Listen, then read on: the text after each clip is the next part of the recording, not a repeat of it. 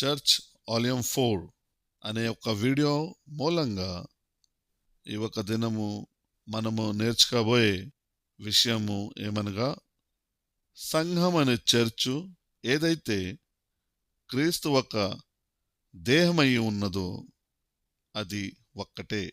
ప్రియమైన దేవుని బిడ్డలారా, బైబిల్లో నుండి ఎఫెసీయులకు రాసిన పత్రిక 4వ అధ్యాయం 4 నుండి 6 వరకు పదాన్ని చదువుకుంటే అక్కడ ఇలాగా రాయబడి ఉన్నట్టుగా మనం చూస్తున్నాం. శరీరం ఒక్కటే, ఆత్మయు ఒక్కడే. ఆ ప్రకారమే మీరు పిలుపు విషయమై ఒక్కటే నిరీక్షణ ఎందుండుటకు పిలువబడితిరి. మరియు ప్రభువు ఒక్కడే, విశ్వాసం ఒక్కటే, బాప్తిస్మం ఒక్కటే, అందరికీ తండ్రి అయిన దేవుడు ఒక్కడే. సో స్పష్టంగా ఇక్కడ మనము చూస్తున్నాము, మన అందరికీ తండ్రి అయిన దేవుడు ఒక్కడే, క్రీస్తు ఒక్కడే, పరిశుద్ధాత్ముడు ఒక్కడే.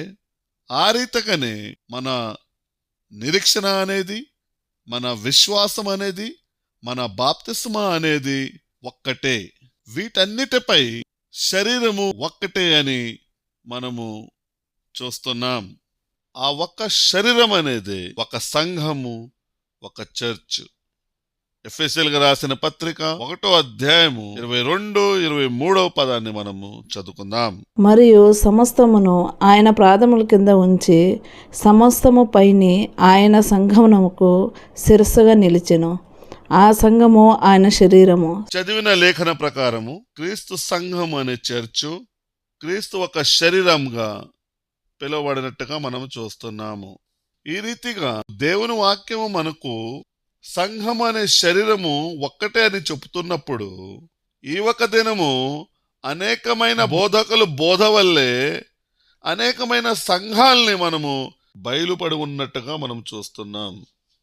నూహ దినములో దేవుడు నూహకి ఆ రాబోయే భయంకరమైన జల ప్రళయంతో రక్షించబడటకై ఒక ఓడ కట్టమని ఆజ్ఞ ఇచ్చి ఉన్నాడు.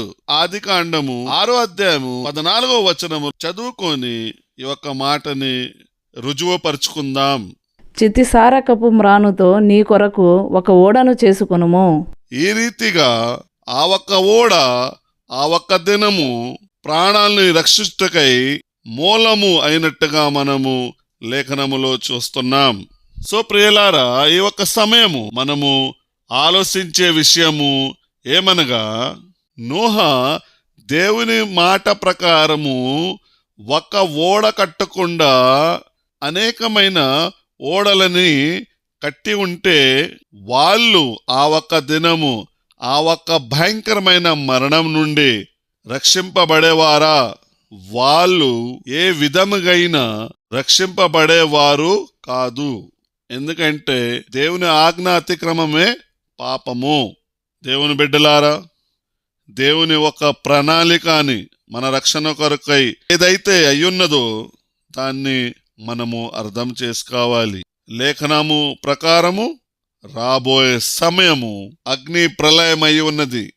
సో ఈ ఒక్క దినము ఆ ఒక్క భయంకరమైన అగ్ని ప్రళయముతోటి మనల్ని కాపాడుటకై దేవుడు తన కుమారుడు క్రీస్తు యందు ఒక సంఘమనే చర్చిని మన కొరకు నియమించి ఉన్నాడు.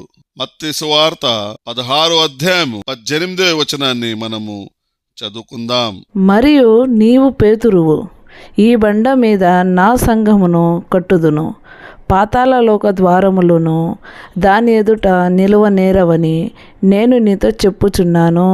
ఇక్కడ ఈ ఒక్క బండ మీద అనే దానికి అర్థము బండ కాదు గాని, పేతురు కాదు గాని, పేతురు ఒప్పుకున్నట్టు మాట బండ అయి ఉన్నది. అదేమనగా, అయ్యా నువ్వు జీవము గల్ల దేవుని కుమారుడు క్రీస్తువు, దేని మీదైతే యేసు ప్రభు గారు తన ఒక్క సంఘముని కడతానంటున్నాడు, సంఘములను కాదు. ఆ దినములో ఓడని తిరస్కరించిన వారు ఓడల నుండి బయట ఉండి మరణానికి గతి చెందారు. కేవలము ఓడలో ఉన్న వారే జీవించబడినట్టుగా మనం చూస్తున్నాం.